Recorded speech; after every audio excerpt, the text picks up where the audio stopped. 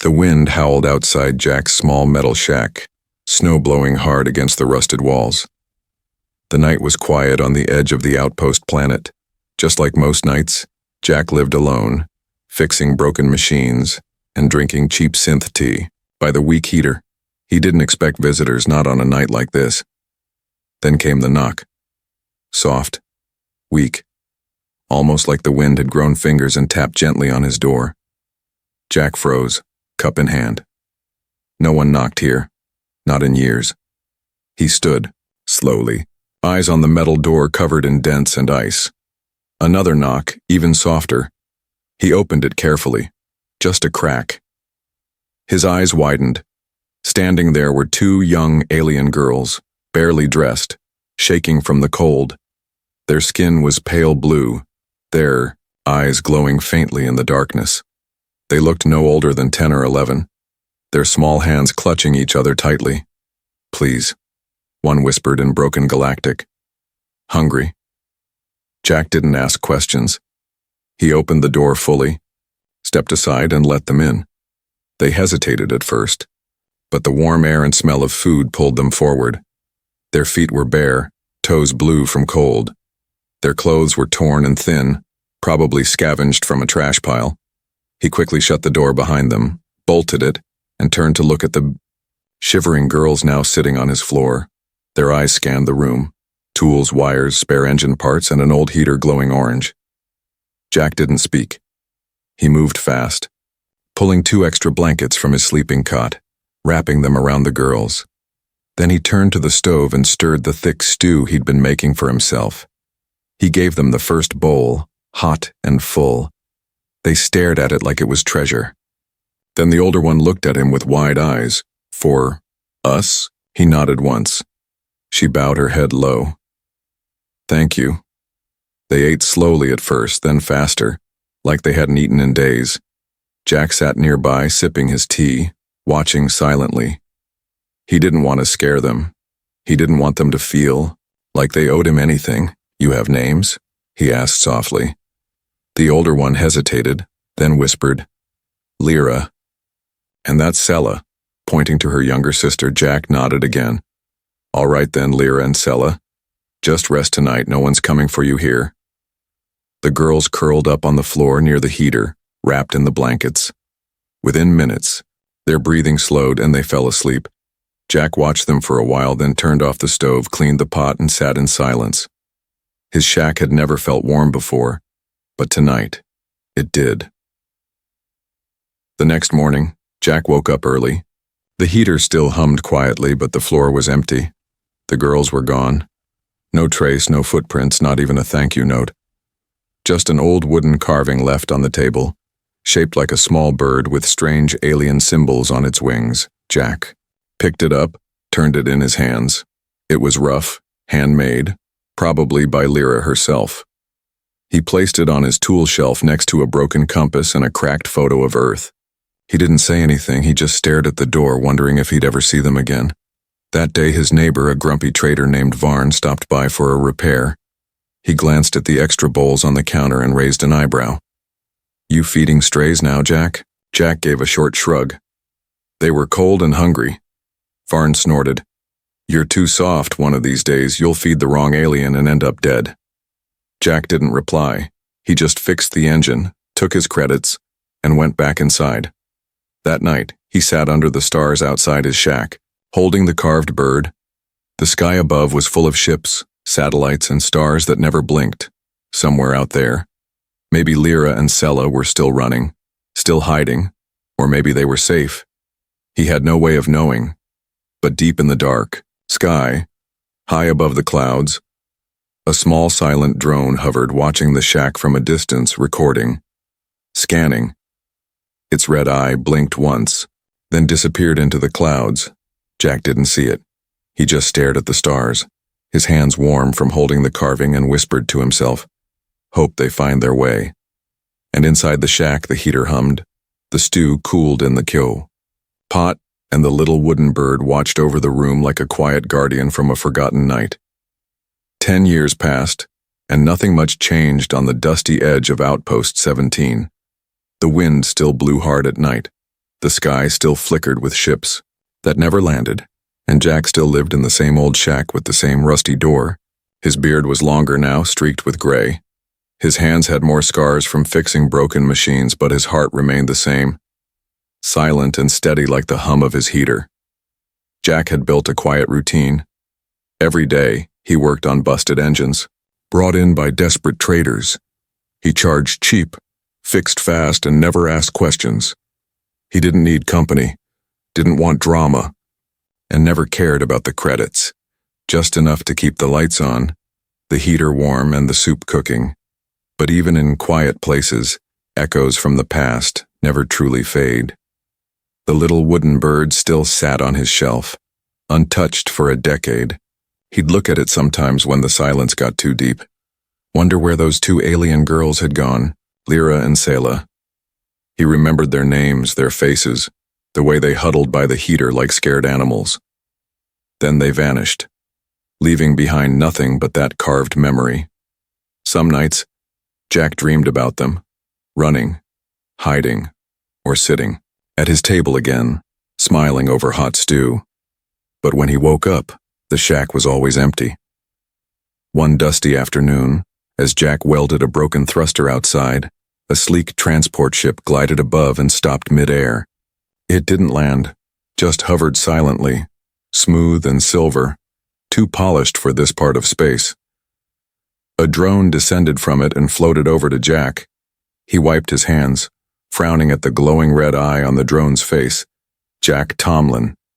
It said in a flat, cold voice, "You once gave shelter to two alien juveniles, classified unknown species, location, Sector Gamma 9, confirm?" Jack raised an eyebrow. "I gave soup and blankets to some hungry kids. That's not a crime, is it?" The drone beeped, scanned him from head to toe, and without another word, rose back into the ship. Within seconds, the ship was gone. Like a ghost swallowed by clouds, Jack stood still, heart beating faster than it had in years. That was no ordinary drone and no ordinary visit. Later that night, he sat by the heater, staring at the wooden bird. His hand trembled as he reached for it. There was something written on its wing, something he had never noticed before. Alien symbols, but now they glowed faintly, as if reacting to something in the air. He rubbed his thumb over them and they pulsed with soft light like a heartbeat. The next morning, things got stranger. A group of space pilgrims arrived at his shack, dusty robes and tired eyes. One of them, an old alien woman with metal rings around her horns, bowed deeply when she saw Jack. "We seek the guardian who once fed the children of flame," she said. Jack blinked. "You've got the wrong man, lady. I just fix engines." But the woman insisted. "The prophecy spoke of a man who shared warmth with royalty in hiding. You gave food to the lost heirs of Velsari. You gave them life." Jack laughed nervously. "All I gave was soup and a blanket." But the woman placed a small crystal at his feet, glowing with the same symbol carved into the bird. She said nothing more, just bowed again and walked away with the others. Jack stood frozen, staring at the crystal. Something was happening, something big, and he didn't like it. He tried to ignore it, went back to fixing things, tightening bolts, rewiring power cores, but his mind wouldn't stop racing. How could those girls be royalty? Why were strangers looking for him now? That evening, while heating stew, he turned on the old Galactic news broadcast. The screen buzzed with static, then cleared to reveal a giant Senate hall. And there, standing tall, wrapped in royal silk armor, were two young women. They spoke, clearly, their voices strong and graceful, addressing a crowd of powerful leaders from across the stars. Jack dropped his bowl, soup splashing across the floor. He couldn't breathe. Lyra and Selah, older, confident, beautiful. They were no longer scared little orphans. They were leaders now, rulers, and judging by the banner behind them, the new queens of Velsari Empire. He laughed, shocked, half proud, half confused. "You've got to be kidding me," he whispered to no one. But before he could think further, a bright red warning light flashed on his ceiling, a motion sensor triggered. Outside, the sky turned orange as something massive broke through the clouds, A luxury dreadnought ship, massive, elegant, and glowing with energy, descended over his shack like a floating palace. It bore the Velsari royal crest. Jack stepped out slowly, heart pounding, dust swirling around him. A platform opened from the ship, slowly lowering with a loud hiss, and standing at the edge of it was her Lyra. Older now, regal and commanding, but those same eyes from that freezing night, stared down at him. She smiled gently and said, "We finally found you." Jack stood frozen outside his shack, the cold wind forgotten. The massive ship above him glowed like a star, silent and heavy in the sky. Its landing platform hovered a few feet from the ground, smooth metal reflecting the dusty earth. Lyra stood at the edge of the platform, no longer a starving girl wrapped in old blankets. She now wore a flowing deep blue robe lined with silver, her hair braided with gold wires glowing softly in the dusk light. Her presence felt royal, like she belonged to something bigger than planets or titles. Behind her, another figure stepped forward. Sela, also grown, her face calm and elegant, but her eyes still carried that same quiet sadness from long ago. Jack didn't speak. He couldn't. His throat was tight, his mind racing. Was this really happening? Were these truly the same two girls who had once knocked on his rusty door? Lyra took a graceful step forward and smiled.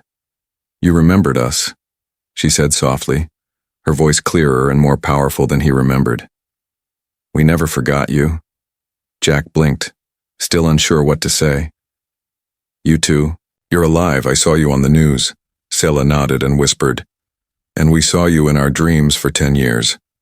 Lyra stepped off the platform, her boots crunching the dirt. She walked up to Jack slowly and held something in her hand, a small glowing device carved with alien script. It opened with a soft click, revealing the same wooden bird Jack had kept on his shelf for a decade. Only this one was carved from crystal and gold, the wings shining with light. "We made this in your honor," she said, placing it in his hand. "The first symbol of the house you helped restore." Jack looked down at it, stunned. The bird glowed with warmth, as if it remembered that long-ago night. "You're serious?" he said slowly. "You're royalty, real royalty." "Yes," Lyra said. "We are the last of the Velsari bloodline, hunted, scattered, forgotten." Sela continued, "When you gave us food and warmth, you gave us life.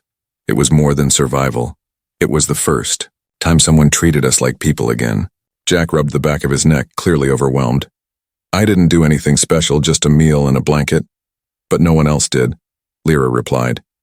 "And that's what makes it everything." She turned and motioned toward the day ship. "Come aboard, Jack Tomlin. There is more to show you." He hesitated, looked back at his shack, the rusty door, the old heater, the pile of half-fixed engines. It had been his world for so long. But now, maybe it was time to see a different one. He followed them up the platform, and the ship sealed behind them with a soft hum. Inside, the air was warm, rich with perfume and soft light. Smooth metal halls lined with velvet banners and old stone. From alien temples, it was a flying palace. Guards in golden armor bowed as the sisters walked by. But Jack noticed their curious eyes fixed on him, as if they were trying to figure out how this greasy old human was part of their queen's lives. They reached a large chamber, circular with a skylight showing stars above. In the center stood a tall statue, a man wrapped in a cloak, holding 2 children in his arms. One hand offered a steaming bowl, the other a blanket. Jack stared at it, mouth open. "Is that me?" Lyra nodded. "You saved us when we were no one, so now you are someone too. In our culture, we don't repay debt with gold, we repay it with legacy." A group of elders entered, aliens with long robes and glowing staff-like devices. They bowed before Jack and spoke in a deep, melodic tongue. Sela translated. "They are the royal advisors. They have come to declare you the honor guardian of House Velsari. A title not given in over 1,000 years." Jack stepped back, hands up. Whoa, I fix spaceships, I don't do crowns and councils." Lyra smiled gently. "You don't have to be a king, but you have to accept what you mean to us." Then, she held up a medallion, heavy and glowing with the golden emblem of their house. It floated toward Jack and rested on his chest, sealing itself with a soft warmth. With that, the room glowed brighter and music began to play, something ancient and powerful. Jack looked around at the aliens, the glowing banners, the tall ceilings, the two girls, now women, who once huddled by his fire, and for the first time in years he felt something he hadn't known he'd been missing. Purpose. The ship drifted quietly through the stars, smooth and silent, like it didn't belong to the noisy world Jack came from. He sat in a velvet chair surrounded by gold-trimmed walls and floating lights that changed color with the ship's mood. It was all too much, too elegant, too clean. He still wore his oil-stained jacket, his boots dusty from years on the outpost, and now he was sitting in the throne room of a royal vessel, listening to alien musicians playing melodies that moved, like wind. Lyra sat across from him, calm and graceful, while Selah rested near a tall window watching the stars. "I don't know what to say," Jack muttered, his fingers gripping the medallion on his chest. "You've given me too much. You gave us everything when we had nothing," Lyra said, her voice steady. "This is not a gift, it's justice." Jack shook his head. "I gave two scared kids some stew and blankets, that's it." Selah turned, her eyes soft. "You also gave us safety. You didn't treat us like trash, you didn't call the patrols or sell us out." Jack sighed. "Others would have helped if they saw you first." "No, they wouldn't," Lyra whispered. "We were hunted. Our bloodline was marked for death. We were meant to vanish, but you broke that fate." She stood and walked to a small console, pressed her hand to the surface, and a hologram appeared. It showed a battle. Small ships chasing a royal cruiser, explosions tearing through the darkness. Inside the cruiser, two small girls huddled together crying. "That was us," Lyra said. "We escaped the massacre of our house. Our mother told us to run. We landed on that outpost with nothing but fear." Jack watched the scene in silence, feeling a weight grow in his chest he never knew, never imagined he'd helped save the last heirs of a royal bloodline. Lyra continued, "After you helped us, we found a hidden network loyal to our family. They raised us, trained us, helped us rebuild, but your kindness is what lit the first fire." Jack rubbed his temples, still trying to catch up. "And now what? You made me some noble guy with a fancy necklace. What does that mean?" he asked with a tired smile. "It means you can't go back to your shack," Selah said gently. "Because your life isn't small anymore," Jack frowned. "But I don't want power. I don't want a crown or guards or servants. I just want to fix things and maybe grow old in peace." Lyra smiled, then opened a drawer beside her. Inside was a small glowing cube pulsing like a heartbeat. She held it out to him carefully. "This is your legacy," she said. "A shipyard fund, a school, and a citizenship line named after you." Jack stared. "You named a what after me?" Selah giggled softly. "A school for orphans, humans, aliens, anyone without a home. They'll learn skills, survival, and kindness. It's called the Warm Meal Foundation." Jack was silent for a moment, his throat tight. He remembered how cold those girls had been, how small and scared they looked, and now they were rulers giving warmth to thousands of others because of one old man and a bowl of stew. "I don't know what to say," he whispered. "You don't have to say anything," Lyra said. "Just accept it." He looked down at the cube, then at the two sisters. "But I can't pay this back. I can't return something like this." "You're not supposed to," Selah replied. "Some gifts are too sacred to return." Just then the lights flickered and the ship's alert system beeped once. A royal guard entered the chamber, armor shining, eyes sharp.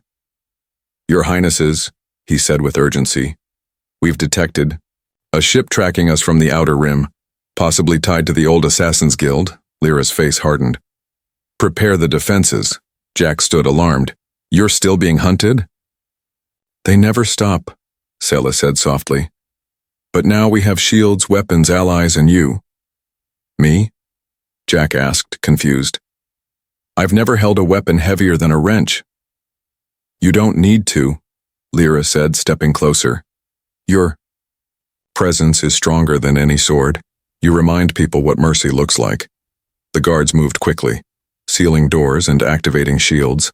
Outside the window, a black warship appeared, sharp and deadly, its colors hidden in space shadows.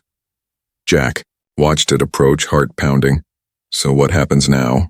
We protect what we've built, Lyra said. Together.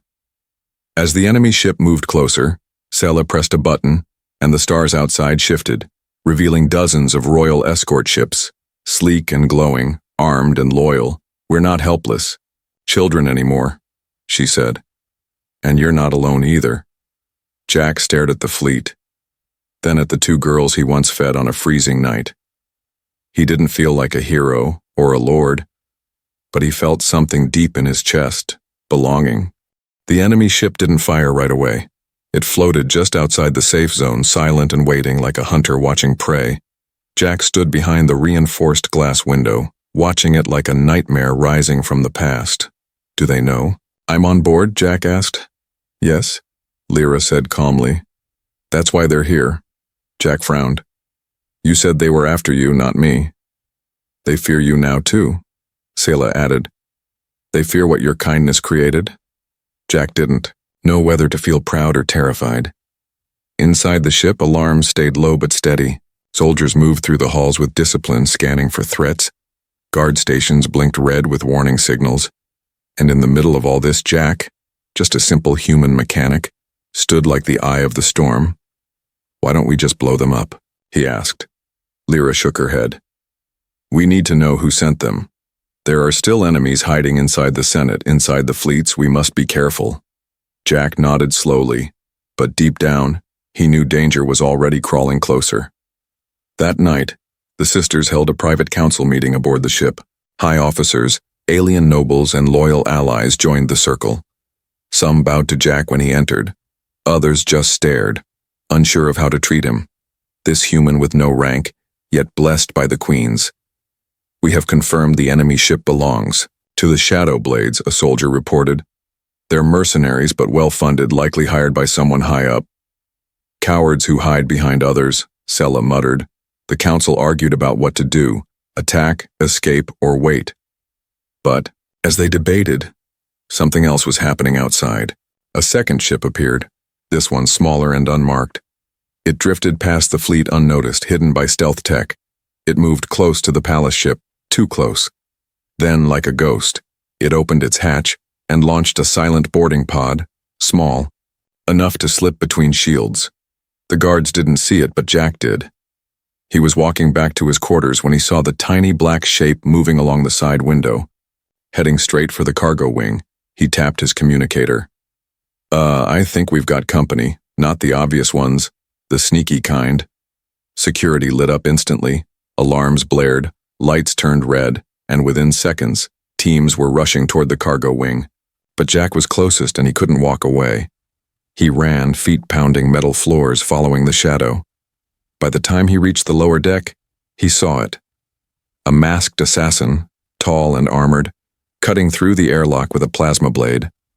Without thinking, Jack grabbed the nearest tool, a heavy wrench from a wall panel, and stepped behind a cargo crate. The moment the airlock opened, the assassin moved inside fast, silent, deadly. But Jack didn't give him the chance. With a loud yell, he swung the wrench and smashed it into the assassin's arm. The blade went flying, clattering to the floor. The masked figure spun around, surprised to see a human, an unarmed, grease-covered man standing in the way. The assassin attacked. Slashing with hidden blades, Jack dodged the first strike, blocked the second with his wrench, but got cut on the third. Pain flared across his shoulder, but he didn't stop. He swung again, harder, angrier, and finally he connected. A direct hit to the head, the mask cracked, sparks flew, and the attacker stumbled back. Dazed guards rushed in just seconds later, surrounding the assassin with stun spears and rifles. They didn't need to fire. The threat was already down. Jack collapsed to one knee, breathing hard, blood dripping. From his arm, Lyra arrived a moment later, eyes wide. Jack. He looked up, trying to smile. Guess I'm not just the soup guy anymore. She rushed to him, helping him stand. You could have been killed. But I wasn't, he replied, and neither were you. Later in the medical bay, Sela sat beside him, wrapping his wound with soft bandages. You saved us again, she said quietly. I got lucky, Jack muttered. No, she whispered. You got brave. Word spread across the ship, and beyond. In hours, the news was everywhere. The human guardian fought off an assassin to protect the queens. Songs were written, images painted, a sculpture commissioned for the palace garden, but Jack didn't care about any of that. He sat quietly in his room, looking out at the stars. The same stars that once watched over two hungry alien girls on a cold night. Everything had changed, yet something inside him remained the same. The belief that a small act of kindness could still change the course of a galaxy. And now, that kindness had enemies. But it also had an army. The wound on Jack's shoulder healed fast, thanks to Royal medical tech, but something deeper inside him had been cut too. For days he wandered the halls of the great ship, thinking, watching, and remembering. He wasn't just a mechanic anymore. He had become a symbol, the human guardian, the man who once gave food to two lost alien girls and now stood beside queens. But Jack wasn't sure if he wanted any of it. Everywhere he walked, people bowed to him. Children whispered his name. Servants offered him gifts. Soldiers saluted him like a war hero. He didn't feel like one. He didn't ask for this. He just wanted peace. One night, as the ship hovered above the twin moon planet of Galactic 7, Lyra found Jack standing alone on the sky deck. The stars above were silent, but his eyes were loud with thought. You're far from your shack now, she said gently. I keep thinking about it, Jack replied. The quiet, the smell of oil, that ugly heater I fixed 100 times, I miss it. Lyra walked beside him. You can go back if you want, but the galaxy will still remember you. It already does. I didn't mean to. Become anything, he said. I didn't save you for glory, I just couldn't let two kids freeze to death. And that, Lyra said softly, is exactly why your name now lives in royal bloodlines. They stood in silence, the wind from the ship's shields brushing past them gently. Later that week, Jack was summoned to a grand hall inside the Capitol Tower on Velzari Prime. Dozens of officials gathered there, nobles, senators, generals, all dressed in robes and medals. The room smelled of old stone and incense, tradition and power. At the center stood a glowing platform with a silver crest, the royal sigil of the twin sisters. Lyra and Selah stood tall, their voices echoing through the chamber. By ancient law, Lyra declared, we offer Jack Tomlin, guardian of House Velzari, the title of Lord Consul, with full command of the trade armada and protective fleets. The crowd clapped and cheered, banners unfurling, horns playing victory tunes. But Jack just stood. There, stunned, he didn't speak for a long time. Then he stepped forward slowly, raised his hand gently and said only one word. No, the entire room fell silent. Lyra blinked, surprised. Selah stepped forward. You refuse?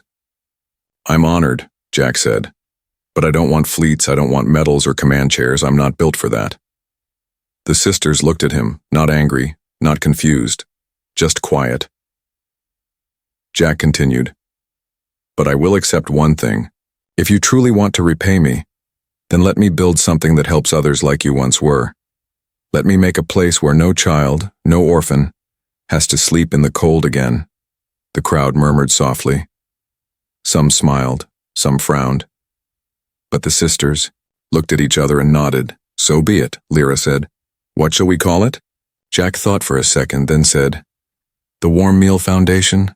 Selah's eyes sparkled. Perfect. Construction began immediately. Plans were drawn, land was gifted, workers volunteered from across the system, and within months, a great building stood on the green hills of Velzari Prime. It was a home, a school, and a sanctuary. The foundation welcomed orphans from every race. Humans, aliens, hybrids, children who had nothing. They were given food, clothes, beds, and a future. And Jack taught them. He didn't sit on a throne. He sat on a workshop stool showing kids how to fix engines, how to hold a wrench, how to make fire from metal scraps and hope from broken circuits. He told them stories of cold nights, strange visitors, and two little girls who became queens. The children loved him, not because he was famous, but because he was kind, because he remembered their names, laughed at their jokes, and stayed long after the lessons were over. One day, a small girl with bright green eyes tugged at his coat and asked, "Mr. Jack, are you really the guardian?" He smiled, kneeling down. "I was just someone who made soup on a cold night." "But that's why you're the guardian," she said with a giggle. Jack looked up at the sky where the stars danced slowly and felt something in his chest settle. A peace he hadn't known in years, a feeling that he was right where he needed to be. Lyra and Sela visited often, never with guards, never with robes, just as sisters. They ate at the long table with the kids, helped with repairs, and sometimes just sat and listened to Jack ramble about broken circuits and melted gears. They had empires to lead, wars to prevent, politics to manage. But here, in this small corner of the galaxy, they could just be the girls who were once saved by a bowl of soup and a warm blanket, and Jack, the man who gave them both. The sun rose gently over the green hills of Velzari Prime, bathing the warm meal foundation in golden light. Children of all colors and species ran across the courtyard, laughing, playing, and calling out to one another. The smell of fresh bread and morning stew drifted from the kitchen vents carried by the breeze.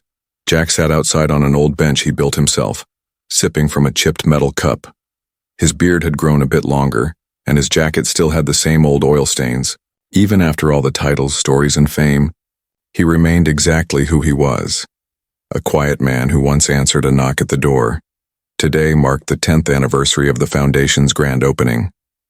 But Jack had planned nothing special, no speeches, no crowds, just another day of lessons. Repairs and laughter. That's how he liked it, but the galaxy had different plans. A shuttle arrived in the sky just after breakfast, sleek and silver, bearing no flags. It landed quietly in the field near the engine yard, catching the attention of a few children who ran over to watch. Jack didn't move at first. He just watched the ship with mild curiosity. But when the door opened, his heart skipped. A young alien girl around 9 years old stepped out. Her skin was a soft purple gray, her eyes large and nervous. She wore no shoes, only a long torn coat, and clutched something close to her chest, a small wooden carving. Shaped like a bird, Jack stood slowly, his breath caught in his throat. He took a few steps toward her, and the girl looked up. "You're him," she said softly. "The one who gave them soup." Jack smiled gently, kneeling down so his eyes met hers. "And you're the one holding a memory." The girl opened her hands and showed the carving. The bird's wings were etched with familiar patterns. Belsari symbols, the same ones Lyra had carved all those years ago. "I found this in a box at a junk market," she whispered. "Something told me to come here." "You did good," Jack said, placing a hand on her shoulder. "You're home now." He took her inside, introduced her to the other children, gave her a warm blanket and a bowl of stew. The girl sat quietly, holding the spoon like it was treasure, and slowly began to smile. Later, Jack told the story again. Not from a stage, not with fanfare, but sitting on the floor, surrounded by little ones. He told them about the cold night, the 2 orphan sisters, the stew, the carved bird, and the royal ship that came years later. The children listened with wide eyes, hanging onto every word. For them, it was more than a bedtime story. It was hope with a name and a face. Lyra and Sela arrived just before sunset, not in royal robes, but in simple clothes, their hair braided plainly. They brought toys, books, and a few sweets from the capital. But most importantly, they brought time. They sat with the children, listened to their stories, laughed with them, cried with them, and when they saw the little girl with the wooden bird, they both stopped. Lyra knelt beside her, eyes full of emotion. "Where did you find this?" she asked gently. The girl shrugged. "I just felt it, like it wanted to be found." Sela touched the carving and smiled. "That was the last one I ever made. I left it behind when we escaped. I carved it in the dark with my broken fingernails." Jack watched them quietly, heart full, eyes soft. That night, The foundation held a small celebration, not because of the anniversary, but because a new child had been found. And that meant the story continued. As lanterns floated into the sky, Jack stood with Lyra and Sella at the edge of the garden. The stars above shimmered like they always had, but tonight they felt closer. "You never stopped being that man," Lyra said. "Even with palaces and crowns waiting for you," Jack chuckled. "I never knew how to be anything else." Sella smiled. "That's why the galaxy needed you." A child ran up and tugged Jack's hand. "Can we fix the garden lamp tomorrow, Jack?" "It's flickering again." "Of course," he said, kneeling, "but only if you help me tighten the bolts." As the child ran off, Jack looked back at the foundation, lights glowing warm in every window, children's shadows dancing on the walls, laughter echoing under the stars, and on the roof, a small statue stood, a man in a cloak holding a bowl and a blanket, two little alien girls standing beside him carved into silver and stone. At the bottom, engraved in both Galactic Common and Velsari script, were the words, "He answered the knock, he gave them warmth, and they gave him a legacy." Jack smiled to himself, placed a hand over his chest where the old medallion still rested under his shirt, and whispered, "This is enough."